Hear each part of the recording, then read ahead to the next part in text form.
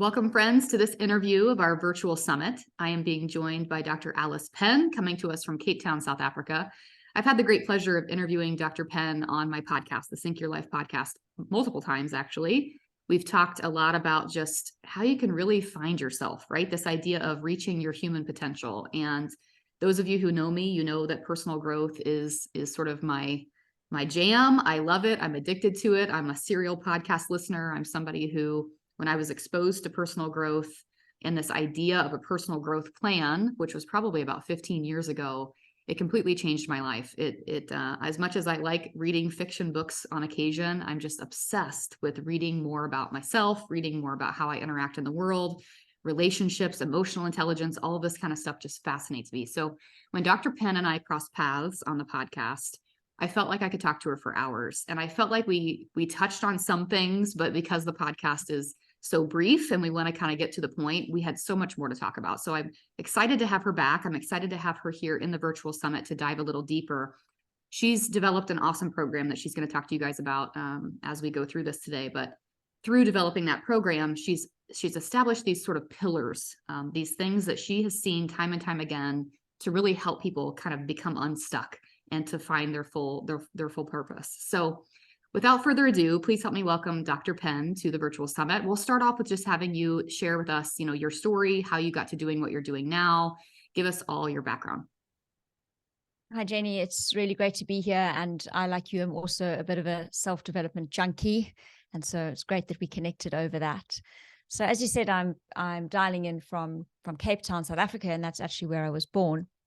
And I always describe myself, I say to people, if you know me, you won't disagree that I'm a type A personality. And I like to blame that on the fact that I was born to a successful medical doctor father and a mother who was a homemaker but had at least 3 degrees. And it was no surprise that eldest child in that environment, there's quite a lot of pressure, or let's just say focus on academics and doing really well at school. So I was one of those kids that played all the sports, did all the musical instruments in the choir, in the school plays, etc. And when it came towards the end of school, I wasn't quite sure what I was going to do with myself. So I was looking at which college or university and what I would study. And at that stage, in the time I grew up, the children who were doing well, and because I think of coming from a medical family, I thought medicine, I'll just do medicine. And I got into medical school. I was really young. I was 17 when I started, but quite soon on, of at least a year in, early on in the full program, I started to think, I'm not sure if this is right for me. But I was always a child who was a little bit anxious. I worried a lot. Although I was doing well outwardly, inwardly, I was quite worried about making mistakes, and I was quite a perfectionist and a bit of a people pleaser. So I stuck with it. It's not like my parents forced me, but I kept going through the full program. Qualified, did my residencies and houseman years, and went through what we call community service in here in South Africa. We work in the rural hospitals, which I actually found quite difficult. And again, around this time, started questioning, am I in the right place? I feel like this isn't right for me, but that internal struggle, was still there. Then I went to London, to the UK, to United Kingdom, which a lot of South Africans do, especially medics, to get a different experience. And again, working in medicine, I kept thinking that I don't know if this is right for me. There's something inside me saying, I think I've got something else to give, or this isn't making the most of who I am. I did pause at that stage and actually interviewed for different jobs in the financial district, actually got a job offer at an investment bank. But at the last minute, I was offered an amazing opportunity at a wonderful private practice within the financial district. So being quite young and seeing the salary, and I went at that stage, I thought this is going to be a good opportunity. I can use my medicine and run a private practice and use my kind of business, get some business acumen. Again, the years started ticking by, and I just had this niggling feeling. I don't think I'm in the right place. Sure, I'm building a great practice. I'm working hard. I'm doing well, but something isn't right. At the same time, I was going through some struggles in my personal life. I had a troubled marriage from the outset with a husband who I figured out early on had an addiction problem. And I was struggling to juggle dealing with those personal difficulties, being in a job that I didn't feel was right for me. My type A personality, I was pushing myself harder and harder. My perfectionism really took over. I developed what I call unrelenting standards. I just could not stop driving myself harder and harder. I think in a need to try and make things right. This led to me burning out. My physical and mental health took a knock. So I had to take a little step back. And that's when I thought, I'm going to make some changes and I'm going to honor that feeling that I have, this little ambition, this dream inside of me to do something different. And I made a big pivot through a lot of networking and talking to people and doing some inner work. And I actually moved into finance, into corporate finance, which is a big jump from clinical medicine. And I had a fantastic and wonderful career in finance for one of the big 4 professional consulting firms in London. That went well. And then again, some troubles flaring up in my personal life meant that I decided to get on an airplane with 2 suitcases and come back to South Africa. I was getting divorced. I wanted to be closer to my family. And again, I decided I wanted to think about use as an opportunity to think about what I could do work-wise and career-wise. And I think I'd always felt that I wanted to own my own business. So again, I used that opportunity returning here to think, what do I really want to do? And I evaluated where I was in life. And again, I had this feeling like I still want to find my purpose. I'd been through such a difficult time with my divorce. I'd been quite unwell. And I felt I am here for a reason. There's a reason I've been through all of this. And I want to try and bring everything from my medical career, my finance and consulting experience, and my personal journey and put it to good use. And that is what led me to starting my own business as a coach, as a speaker.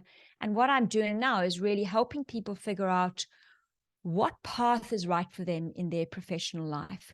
What path makes the most of their unique skills, their unique gifts, and brings them more purpose in the work that they do so that they can really excel in their field. Because I believe if you are in your purpose, in your genius, 100% you, that is when you're going to make the most success of what you do. And that's really all about what my program is all about. So a long answer there. No, I love it. And I think it gives us a good background into, why you do what you do. And, I know for me personally, I can say that I'm in a similar position as far as wanting to sort of turn my mess into my message, right? Like, how can I take the struggle that I've gone through and what I've learned and how I've overcome it? And how can I now help other women with that? For me, it's hormone imbalance, but for you, it's helping people really find their true potential. And I think this is so needed. I think about where we are as a society coming out of a sort of a post-pandemic world and these shifts that are happening in careers everywhere, right? People becoming more able to work from home, or people having more inkling to do their own thing or to start entrepreneurship, right? And I have a family friend that comes to mind immediately because he's been in a very safe, secure, comfortable job working with a life insurance company for 16 years. And he's feeling like he's just not being challenged. And that's making him question whether or not he's in the right position. So I think that this is the perfect conversation for where we are as a society, because I think people are starting to have questions, and people have always had questions about, am I really fulfilling my true potential? What is my purpose in this world? And am I really living out that purpose? The one thing that I wanted to also mention before I dive into my first question is, you and I are both very type A, you mentioned perfectionist, anxiety ridden, right? Like this type of personality. I remember having a doctor one time, I said, why do I get these headaches? And the doctor said, because you give a shit. She said, people who don't give a shit don't get headaches. You care, exactly. Yeah, exactly. You care almost too much. But it's so true. And I think this holds a lot of people back. I think perfectionism holds a lot of people back. I think comfort holds a lot of people back, right? Like being in this position where you're like, well, my job's comfortable, it's giving me benefits, or it's, it's manageable, my hours are okay, right? Like we get into this comfort zone. And I just listened to this podcast recently, speaking of serial podcasting, where the guy was saying, you really have to think almost on a daily basis of your deathbed. Like when you're on your deathbed, do you want to look back and say like, well, I lived a really comfortable life. Like my life was just very comfortable, like not outside my comfort zone whatsoever. And it, there's nothing wrong with that. But I think that, again, a lot of us question from time to time, Mm. like, am I really working in the universe the way the universe needs me to Yeah. work? And so let's Yeah. start there. Like, let's talk about this person who could be watching this, um, and feeling stuck, like feeling stuck in their Yeah. career, and really that means feeling stuck insofar as they're not utilizing their skill sets and their unique talents, right? I see that often too. Dave Ramsey talks about just being in the wrong place at the wrong time. Like, you might be in the wrong department, you might be in the wrong Exactly. position, right? So let's talk about Exactly. this idea of sort of, you call it solving for stuck. Let's start there.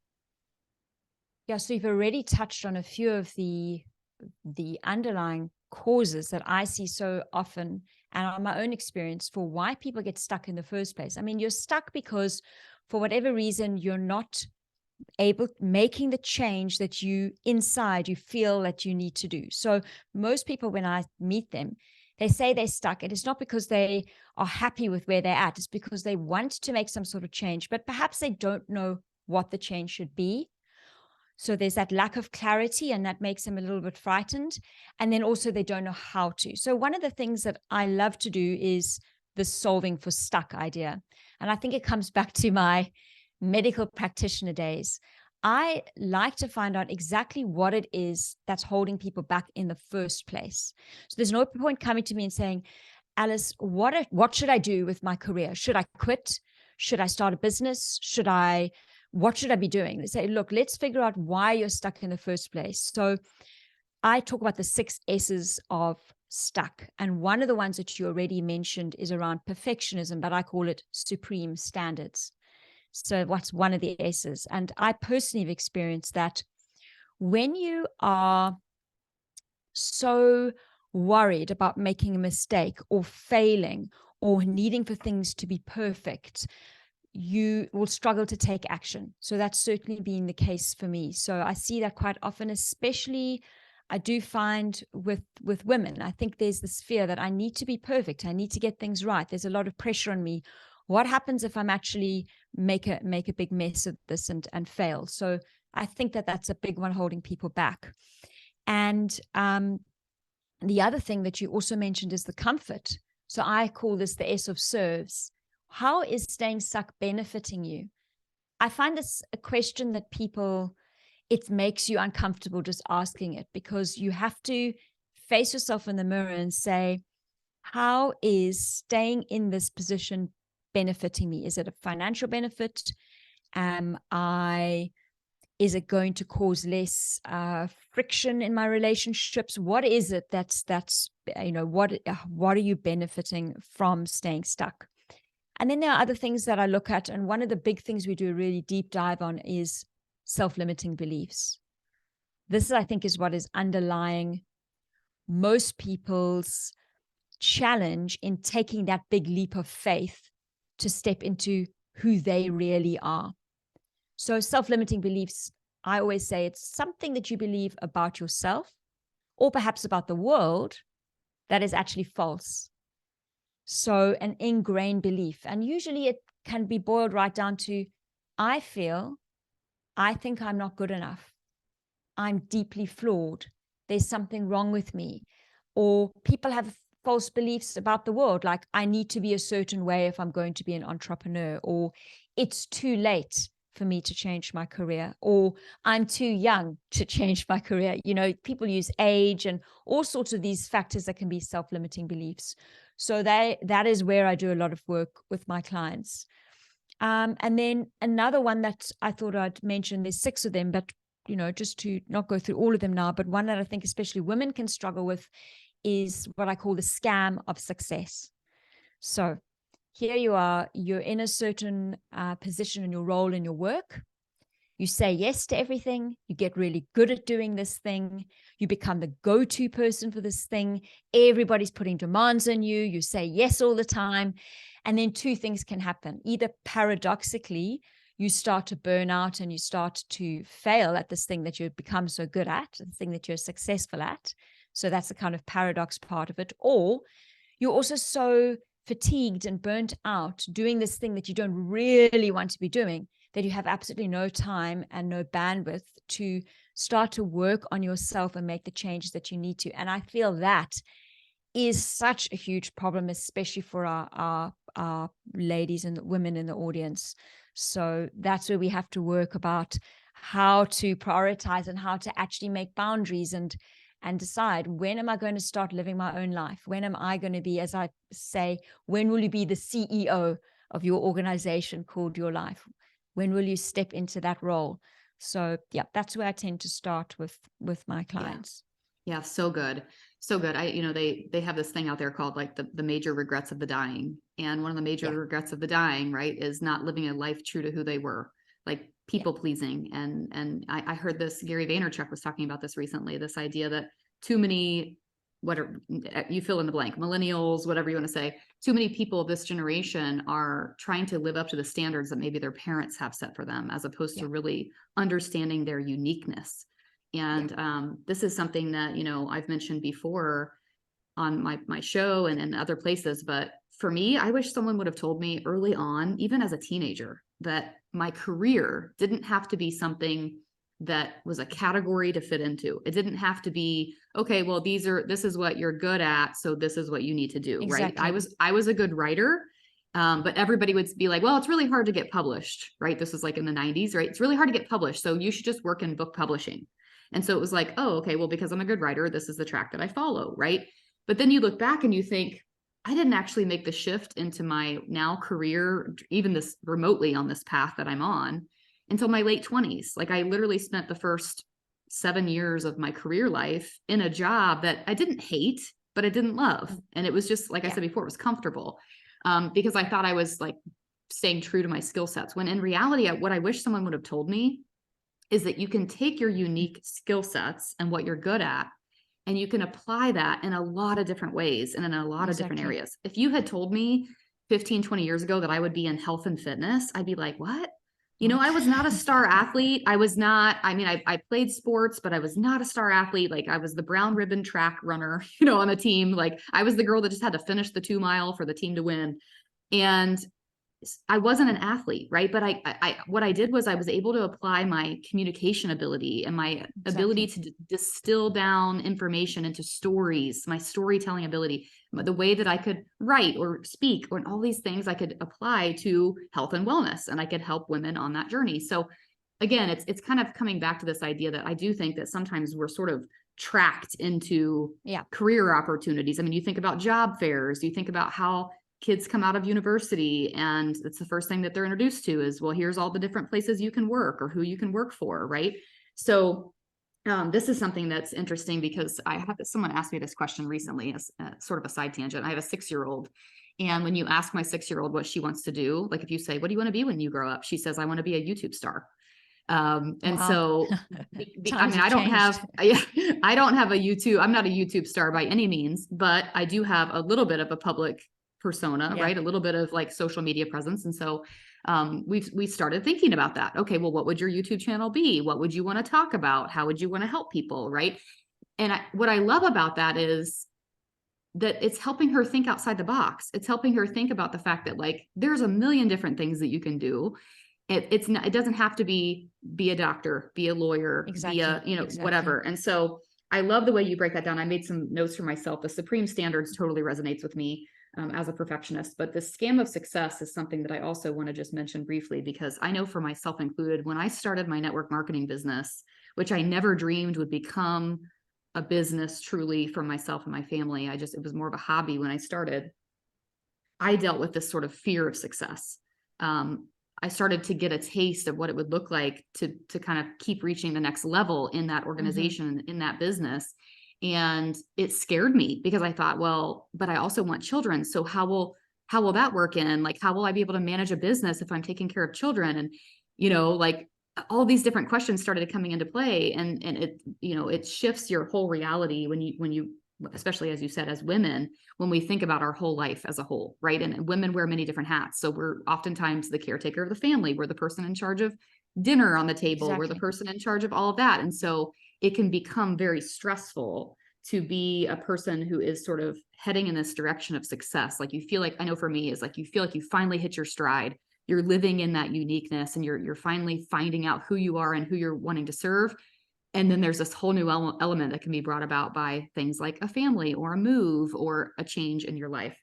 So I love everything you just said. And I think it really distills everything down. I love your question of how is staying stuck benefiting you, right? And it's like, sometimes people need to just really be asked that question. I mean, how long do we have to stay stuck before we finally realize this isn't serving me? So my next question for you then is, we realize we're stuck. So we finally come to grips with this awareness of like, okay, I know I had this in my corporate life, right? Where I was just like, I can't do this anymore. Like, I can't keep coming in here and sitting in this cubicle that has no natural light. That was just my personal story. But Yeah. I couldn't do it anymore. I was like, I feel like I'm not harnessing my abilities. I feel like I'm not reaching my potential. I feel like I'm just kind of like, my life is being sucked away by working for someone else's dream. And so for me, it was like the awareness was the first step. So Yeah. figuring out that you're stuck. And then Exactly. how do you go about making that change? Because sometimes I think it's just not that easy, because maybe health benefits are involved, your income is involved, like there are logistics that have to be worked through. So how do you go about helping someone make that change or making that shift from being stuck to perhaps a To new moving. path? Mm-hmm. So a few steps there. So once we've established the underlying reason that they're stuck, then we can start challenging that, because as I said earlier, usually it's around something you're believing, some sort of thoughts, behaviors, and actions that we actually need to start changing. Now, one of the things I do go through with my clients is a little bit around the science of change, because I'm a big fan of neuroscience. I had been told before in the past that my brain was fixed and my challenges with my physical health and mental health were not going to go away. And I chose to disagree, because as I said earlier, I felt there was a purpose for me. I had a lot of life left to live, and a lot left to give. And so I developed an interest in neuroscience. So I work with my clients to understand that change is hard. And there are lots of mistakes that we make when we say, I'm stuck, I want to change, but we just can't seem to change. How many people that you meet will say, this year is the year, I'm going to do something different. And then in a year's time, they're still having the same conversation with their friends, with their family. I think I should leave my job, or should I start a business? So I do a little bit around the science of change and helping people actually begin to rewire some of those ingrained neural circuits. And there are lots of ways that we do that, but I did want to touch on one that I feel is particularly powerful. And it ties in a little bit about what you said about the being on your deathbed, living your life from that place. And I actually talk about something, it's a little bit different, but it's similar, called Future You. So Viktor Frankl, who survived the Holocaust, and he had a quite horrific time through the camps, lost his family. The key thing to know about him, one of the things, is that he was a scientist, a doctor, a psychiatrist, and he was writing a manuscript before the war. He hid that on him the whole way through the war.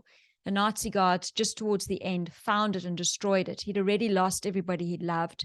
He'd seen people around him dying, and he'd observed that the people who made it through those camps were the people who had a clear vision of future them, their future self. And they lived from that place. And he decided then and there, when his manuscript was destroyed, he would live as Viktor Frankl, who was going to publish a very successful book. And he did just that. He got through that camp. He was writing when he was dying and sick. He was stealing paper from the guards, and he got out. And a year afterwards, he released a book. And then since then wrote Man's Search for Meaning.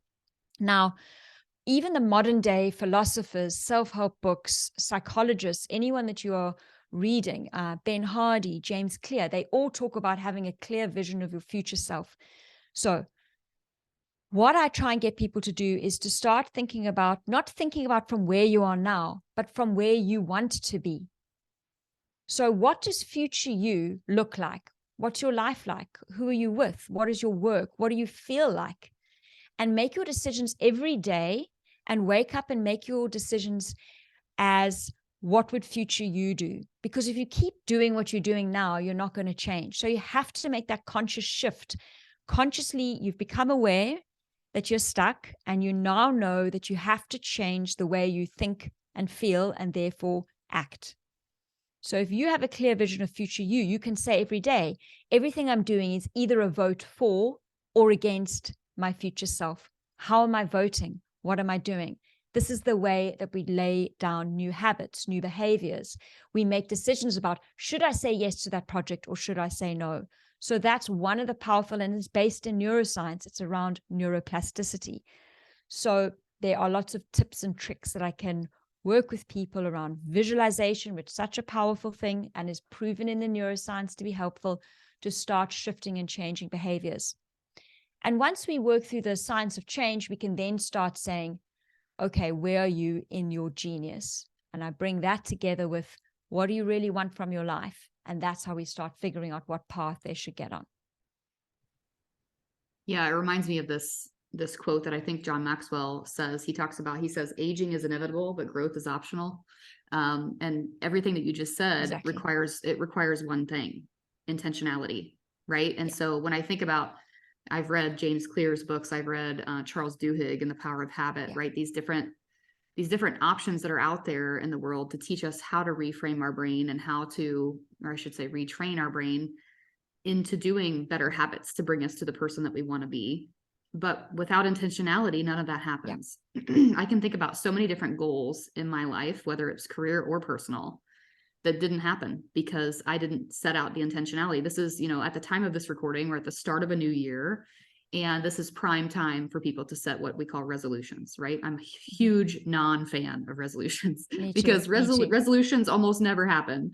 Exactly. And first of all, the first thing that people don't understand when it comes to that is that you have to put pen to paper and you have to express this resolution or this goal into the universe. And most people just say it out loud. They don't take it seriously enough to where it could ever come to fruition, right? We know that by writing it down, you have a higher likelihood of actually achieving it. This is something that I started doing a few years ago. The life coach that I worked with for a long time really preached this idea of the wheel of life, right? And looking at the different spokes of the wheel as the different sort of categories of your life, your personal, your marriage, your career, your faith, right? And she would say, in any given year, these are going to be imbalanced because that's just how life is, right? Like, let's say you have a new baby, family is going to take precedence a little bit over the other things, right? And so every year I sit down at the start of the year and I look at my wheel of life and I just say, okay, how would I rate last year, like for each of these categories? And then how would I, like, of those that I've just looked at, which are the weaker ones that I could now focus on in the new year? And how can I do that, right? And so it's like setting tangible goals. It's making that intentional effort. This is just an example too. Last year, I found myself for literally like 5 years telling my life coach, telling my husband that I really wanted a deeper relationship in my faith. Like I felt like something was missing. I had a lot of questions, and I just sort of sat in that for years, like wanting more, but again, not bringing that intentionality. And so it was funny because I tried to put my goal on other people. Like I said to my life coach, like, oh, you should start like a Bible study group. That wasn't even on her radar, like she's like, no, that's not really my thing. And then I realized, like, no, it's really up to me. Like, if this is what I want to pursue, this is up to me. And so I ended up finding this little brochure that was how to read the Bible cover to cover in 1 year, 15 minutes a day. Right. And I was like, I can do this 15 minutes a day. That seems tangible. And I did it. So last year I was able to cross that off my list and say, this is something that I tangibly did to reach my goal. And so the reason I say this is because before we kind of even get into, finding your genius and understanding like that uniqueness, your sweet spot, as you say, I think it's important that we understand that without the intentionality, without actually setting aside the time to say, this is who I want to be. I know Brendan Burchard talks about speaking in the, what does he say? Like, I am a person who, right? Using that as your affirmations each day. Like, I am a person who. It's your identity. It's your identity. Like, until you step into that identity and you start to really live out that purpose in your intentions, like your daily actions, that is the first step, right? You've determined that you're stuck. You've created that awareness. Now you're really saying, okay, now I'm going to tweak my habits. I'm going to tweak my routines. I'm going to tweak everything that I can within my control to really step into the person that I want to be. So I just had to call attention to that. But I want to say do you mind if I just please flag do. up from the neuroscience point of view, what you say, it's 100% true, because there's two ways that the brain and the nervous system communicate. Bottom up, which is from your senses up to your brain. And then your brain drives actions that are reflexive or automatic that you don't really even notice. and then top down, where you activate your prefrontal cortex, which is the cognitive part of your brain, to take action. So that is what we call deliberate action. The problem with it for most people is that deliberate action takes effort and energy, because the brain is designed to conserve energy. So most of what we do is going to be reflexive and automatic. It's not because we're lazy that we can't change or we can't stick to our resolutions. It's because we are designed that way. So we need to say, I must accept that change is hard. I have to make this choice because I've got to activate this part of my brain to make this deliberate action. So once you know that, you can actually say, fine, it's not just that I can't just sit around and wait. It is not. It's in the science. It will not change unless I take action. And it's been proven that your identity is what you're most committed to. So that's what Brendon Burchard is, what you're saying. You take action in that future identity. So I just thought I'd just chime in that the science completely says that. Yeah. Yeah. So good. Absolutely. So let's talk about then, like, kind of finding your genius, like finding your sweet spot. I'm going to speak from the perspective of, it's been a journey for me. I know it's a journey for everyone to kind of figure out your sweet spot. My husband is a great example to sort of kick us off. He was a college athlete, and a lot of his identity, coming back to identity, was around his performance. It was around his athletic performance. And so, he was a Division I All-American, pre-Olympic athlete, just constantly in the grind, as you could say. Missed the Olympic trial mark by 4 seconds, right after we got married. And of course, you know how that is. Then it's like, you keep training another 4 years. Like, what do you do at that point? And so he ended up gaining sponsorship, and we traveled the country for him to train for a few years and perform. But coming out of that and sort of entering a career was very challenging. He had been used to this sort of like team environment, personal goals, like up against his own PRs, those kinds of things. And then all of a sudden you're put into what for him was teaching education, high school education. And it was just like, all of a sudden I could see him sort of hit this rut, and it was like, he was unhappy. I could tell he didn't feel like he was really living in his purpose. So within a couple of years of starting that, he ended up taking like a leave of absence from the school, and he started a career in finance. He did a couple of years in finance and realized, gosh, the hours are never ending in finance. Like the nice thing about teaching was being able to be done at 3 p.m. Right. So he went back to teaching, and it's sort of been this like constant, literally we're going on 40 years old at this age. So this has been literally 15, 20 years in the making of him just constantly trying to figure out his purpose. What is his sweet spot? Because for the longest time, it was tied to that identity of being an athlete. So I think that's the perfect example of, how we can really be tied to something, and how transitioning to something else and finding another area of strength for us is possible. But I'd love to know from your perspective how that happens. How does that happen? How do you make that shift over? And how can you really find your sweet spot, especially if you're changing that identity? So I think one of the reasons people do get stuck in the first place is that they are attached to an identity of something that they decided about themselves some time ago.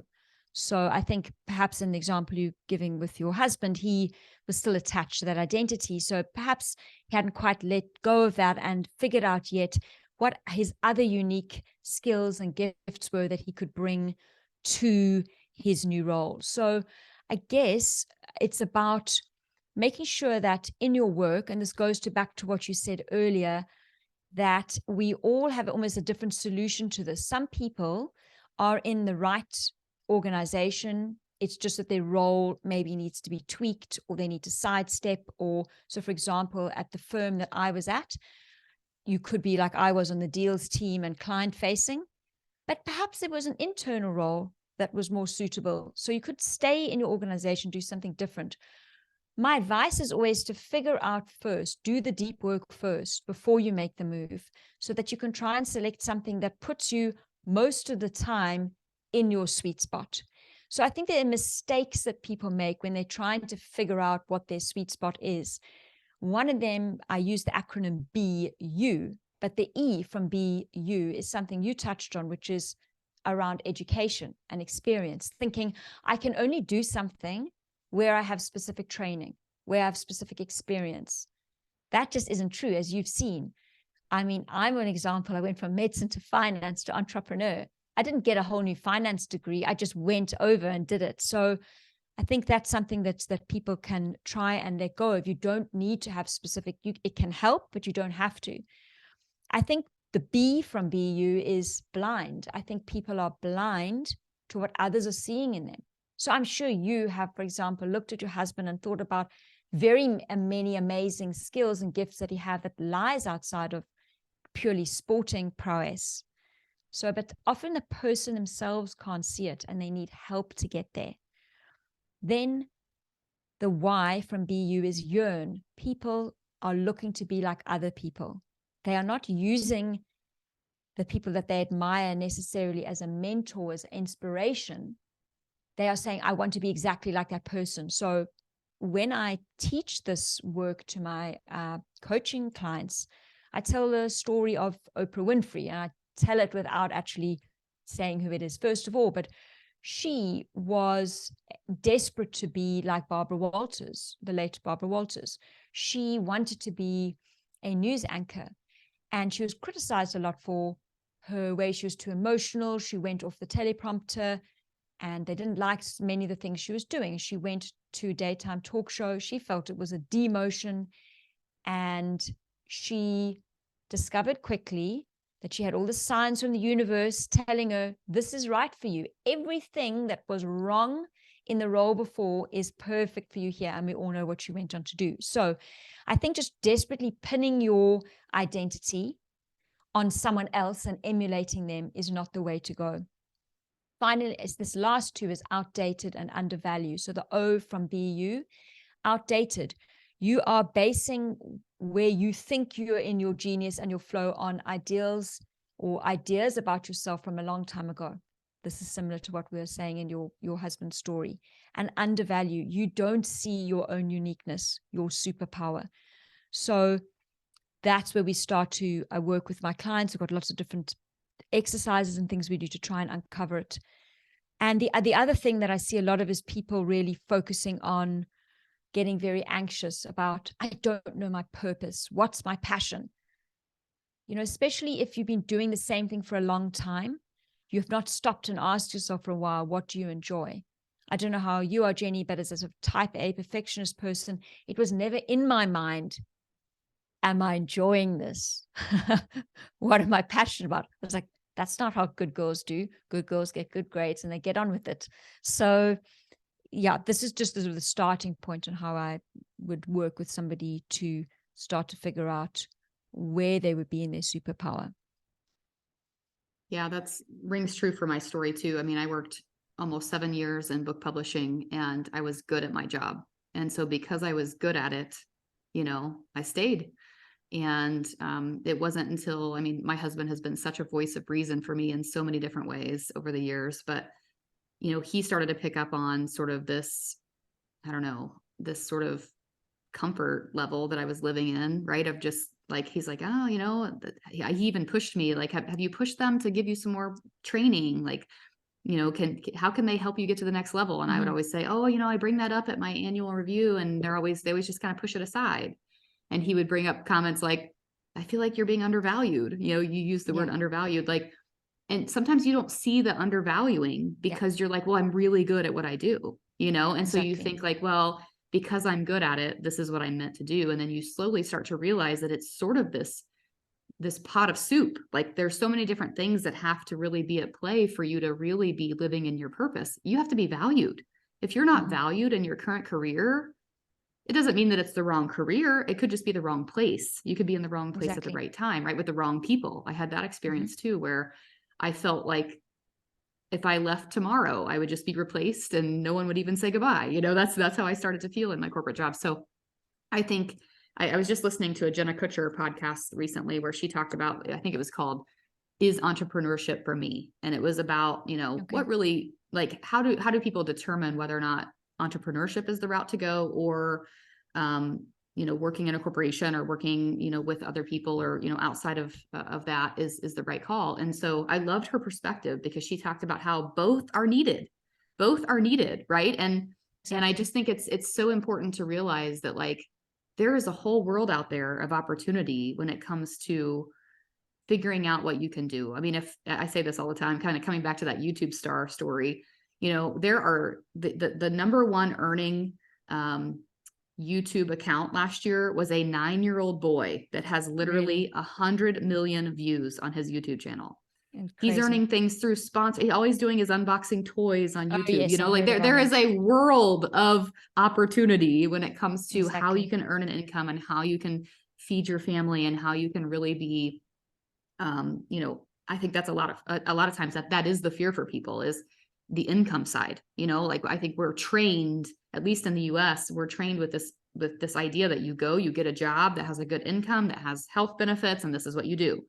And I just want to say for anyone that's considering entrepreneurship, considering whether or not they have a skill set to deliver in that way, to just know that there are endless opportunities for things like that. But investing in yourself and investing in that skill set development is going to be key. So I get asked all the time, do you think I would be able to do my own business? And I do have, I should have maybe mentioned a couple of simple exercises that maybe your viewers would want to try at home. Sure. If they want to get a little bit more clarity to start to take some first steps. And one thing you can do is you can make a little, say for 3 or 4 weeks, just get a little notebook and I call it like an activity log. So what you do is you write down the sorts of big things you did in your day. Had a meeting here, all the different main components of your day. And you draw a little dial in one column for engagement and the second column for energy. And when you're on the sort of high end of the dial, so you can make it graphic or you can just do it as 0, 1, 0 to 10. How engaged were you during that activity? And then how high were your energy levels? So just to start to bring an awareness of where am I really engaged in my day? And at the same time, where do I have a high energy? So that can be quite useful just to try and start noticing where, because what we're looking for with flow, I guess, or sweet spot is where you are doing things more naturally, more with ease. Perhaps it's something that other people find difficult, but you find it easier. You have, for the amount of energy you're putting in, you get bigger abundance and results. Your energy is high at the end of it. So you want to start noticing that. Another one that my clients love to do is what I call a self-audit. Find 10 people from your life. Try and make it people from different parts of your life. So maybe there's someone from school that you're still in contact with, a couple of people from college, people from different jobs, 1 or 2 family members, and ask them. Just simply, they can get back to you, simply email, voice note, whatever works. Where do they see you at your best? Where do they see you? Jenny, when she's doing that, look at her shine. And they can put in there what they think your strengths are, but where do they just see you really stepping into who you are? Mm-hmm. And maybe where you're a little bit more uncomfortable. I don't want to make it a critical thing. You're not good at X, but this area is not your forte. And then if they had 1 week, 1 hour, 1 day of your time, what would they ask you for? What do they see you as a person what do they go to you for? And it's actually a very interesting and I find an amazing exercise because it gives the person who's asking for the feedback a reflection on things that they wouldn't even have thought about as being their superpower, because whatever you do, that's your normal. You don't realize that for other people, that is an amazing gift. So those 2 simple little exercises are enough to just get you going, to start getting a little bit of clarity about what sort of things put you in your sweet spot. I have a little quote from my program: when you find your flow, your success will grow. And that's really the core of what I believe and hope for people. So true. Yeah. And one thing I think too is what you kind of coming back to what you just said a minute ago about sometimes you're too close to that uniqueness to really see it, right? Exactly. So being able to ask your spouse or a family member or even your child, what are the things that I'm good at? What are the things that I don't see because I'm too close to it to see? Yeah. I just had the great fortune of speaking to a group of women on Saturday, and this was something that we touched on, was this idea of how can we really, as Rory Vaden, our mutual mentor, says, like, how can you exploit yourself in the service of others? How can you really figure out, like, and it too, it comes back to your struggle. Like, what have you struggled with? What are the things that not just what are you good at, but what have you struggled with? Because most likely the person that you're meant to serve is the person who's struggled with the same thing. I mean, you just shared your story of, trying different careers and trying to sort of fit the mold, so to speak, and, live up to these standards until you finally realize, like, no, this isn't true to who I am. And this is what I need to be doing. And so now you're serving the person who's struggling with finding their purpose. Just like I've struggled with hormone imbalance and migraine headaches and low energy. And now I feel totally called to serve the woman who's struggling with that. So it's sometimes kind of coming back full circle to what we said at the beginning. It's turning your mess into your message. It's figuring out, like, what are the things that have been given to me in my life that have been a struggle for me, so that I can help the next person, the person behind. By the way, you don't have to be an expert, right? Like, you just have to be one step ahead of the person behind you. You just have to be able to say, hey, I tried that didn't work, or I tried this and it did work, right? Like, being able to offer that type of feedback to people and really coach them along. So I think this is powerful information. And I just want to say too, I probably should have said this at the beginning, but I'll say it here. People listening to this are probably wondering, like, well, this is a functional wellness virtual summit. Like, what does this have to do with, I've talked to doctors about gut health and oral health and hormones and sex and all these different things on this virtual wellness summit. And I had to have Dr. Penn on here because I think for me and my personal story, especially, I think about the things that have changed my health. And I think about, exercise has certainly had a huge role in that. I've become a fitness enthusiast, cycle syncing, nutrition, right? These are things that I want to teach and share with the world. But what's helped me really step into who I am is this idea of personal growth. And I see it as a very vital piece of your health as a whole. I mean, I look at people who are struggling with mental health. I look at people who are in this state of just really not knowing if they're living in their purpose, and it affects your body. It affects your stress, which affects the way you eat. It affects the way you sleep. It affects the way you interact with your loved ones and people in the world. So this can ultimately be holding you back, to kind of bring it back to what we talked about, that feeling of being stuck. What's keeping you stuck can also be keeping you stuck in your health, right? Because if this is affecting you and you're not living in that genius, you're most likely not living up to your full potential, which is putting extra stress on the body. So this is all connected. And I know that someone listening to this will say, wow, this is interesting, right? Maybe this is your first exposure to this idea of personal growth. I remember a story that I heard again from John Maxwell speaking on a stage 15 years ago. He said that, what part of his story was that someone said to him, a mentor said to him, what's your plan for growth?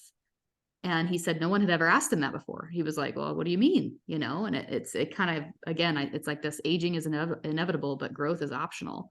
And this idea that who you step into is really up to you, right? It takes that intentionality, but it's like, it's not up to anyone else. I fell victim to that with my corporate employer. I kept begging for training. I kept begging for more. I was craving more. I was craving a challenge. I was craving growth. And I didn't realize that growth was within my grasp. That was up to me. I had to seek that out, right? And so I hope that this speaks to someone on the other end who's thinking, oh gosh, like I'm a little too comfortable, or I'm not super challenged, or this is something that I want to learn more about. Because when you learn about yourself, it's so powerful, and it helps shape who you are as a person. It helps who you become as a mother. I was just talking to someone else about modeling, this idea of modeling, right? I've been listening to some things so in my household, we listen to podcasts. We don't really watch TV. So I actually have people make fun of me because I have a Bluetooth speaker in my shower, because when I take showers and wash my hair, it's the perfect time to listen to a podcast. It's a problem. Sometimes I just need to have quiet. But the same thing in the car. Like, I don't know what's on the radio these days because we listen to personal growth. So it's so funny because the other day, my 6-year-old and my 2-year-old were interacting with each other.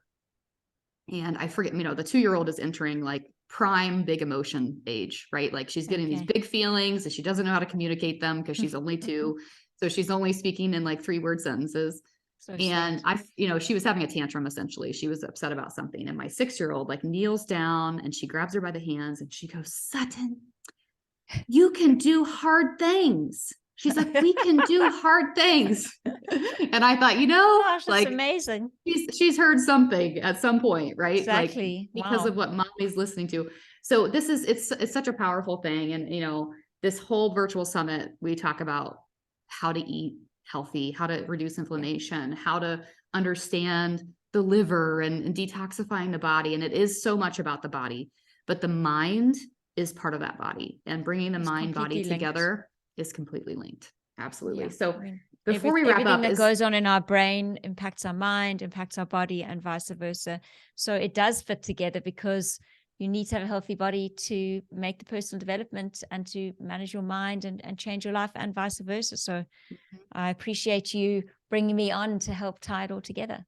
Yeah, it's like, you can be healthy and not be happy, right? Yep. And you can be happy and not be healthy, but the ideal is to be both. So, okay, my friend, well, if you could give us some information about your new program and where we can find stuff about that, I'll also make sure to link it up in your bio description in the virtual summit. But if you want to share with us, that'd be super. So my coaching program is called the Success RX Coaching Program, and it's designed to help professionals find the unique path that makes the most of their skills and gifts and puts you in your genius zone, so that you can find more fulfillment and purpose in your work and really truly excel in your chosen field. And I've got a one-to-one coaching program, and we run it over 4 to 6 months. And if anyone is interested in working with me, or even just finding out a little bit more, I offer up a 1-hour free strategy coaching call. And if you head over to my website, alicepenmd.com, there are lots of free call buttons. So even if you just want to explore, get an hour of coaching, see what if I can help you, and if I can't, I'll find someone else who can. And I'm also going to soon be launching the same program, but in a group format, run sort of more of a masterclass over a shorter period of time. So not as much one-to-one engagement, but going through many of the main components, a sort of more slimmed down version. So if you're interested, just book a call button and we can chat, no pressure, and see if I can help you. There is also a little quiz on my site at the moment that if you're considering a change in your professional life, what sort of change might be right for you. It's a fun little quiz. So that could be a nice starter for some people. I love quizzes. Because it does help people get an idea of maybe things they haven't thought about. Fun. Yeah. So one thing that I wanted to say as we wrap this up is, when I started working with a life coach 10, 12 years ago, I was, before that, a serial podcast listener. I was somebody that was obsessed with personal growth. I read all the books. I listened to all the things, but I wasn't applying everything that I was learning. Yeah. It was like I was just this sponge that was absorbing and absorbing and absorbing. When I started working with a life coach, I had someone to ring me out, right? I had somebody that was like, okay, that's, you just said that that's a learning point for you, or that's a growth point for you. Now, what are you going to do? So before we meet again, right, what are you going to do to change that? It just takes your personal growth to the next level. It gives you an outside perspective. It helps you gain clarity on what you're even saying to yourself. A lot of times when I'm in a session with my coach, it's like being able to say things out loud about my stuckness with something helps me get unstuck. And so it's just this extra layer of accountability. It's this extra layer of awareness, and I highly recommend it. So I think working with Dr. Can I just Penn add in there that, with coaching, just to quickly just add in about my program, because I've actually had some terrible coaching experiences where it's just talking, because also just talking doesn't change anything. That's why I've designed it in a way that there are assignments, and we have a shared program and a shared drive where we can work on things together between the calls. There's videos, there's resources. So it's everything that I've learned over the years, all condensed in, and I've put it all together with the video lessons and assignment modules to stay on track, as you say, to actually help you take that action, to hold you accountable. I think that's really key. Yeah, because the idea is progress, right? The idea is moving forward. So I love this. Okay, we'll make sure to link everything up for you guys in the description here in the virtual summit. But thank you so much, Dr. Penn, again, for sharing time with me on the microphone, for giving us your wisdom and expertise. Thanks for having me. I'm excited to look into your program myself, and I'm excited for others too as well. So thank you so much. We'll talk soon. Thanks so much for having me. Bye.